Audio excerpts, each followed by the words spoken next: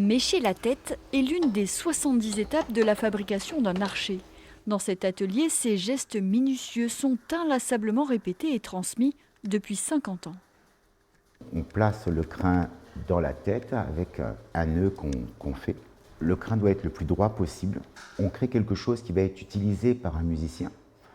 Et donc, sans notre travail, au final, le musicien ne pourrait pas faire ces douces mélodies qu'on écoute chaque jour.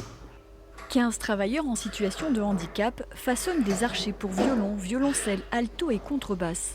Laetitia Jagu a en charge le vernissage. J'ai fait en sorte que la baguette elle soit lisse, qu'elle soit pas un peu grumeuse. La remettre à lisse pour que le corps soit bien lisse partout. Et une fois que c'est fait, je vais vernir la baguette pour qu'elle brille, pour qu'elle soit jolie à la fin. Chaque année, 1000 archers prennent forme dans ces ateliers, tous fabriqués avec du bois de Pernambouc. Un bois qui ne se trouve qu'au Brésil. Ses qualités sont exceptionnelles pour la musique. Il est robuste, mais il est flexible. Il est dense, mais on arrive à le travailler à des dimensions assez fines, de manière à ce que les artistes, quand ils le jouent, aient une sensation de légèreté.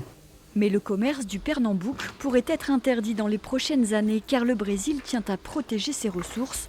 Comment dès lors remplacer ce précieux matériau? On travaille sur 2 projets, on va dire, de développement, et un en particulier qui serait d'ajouter un insert à l'intérieur de l'archer, en carbone par exemple, puisque partant d'un bois qui sera forcément plus souple que le Pernambouc, l'enjeu ça va être de retrouver une rigidité qui corresponde aux besoins des violonistes.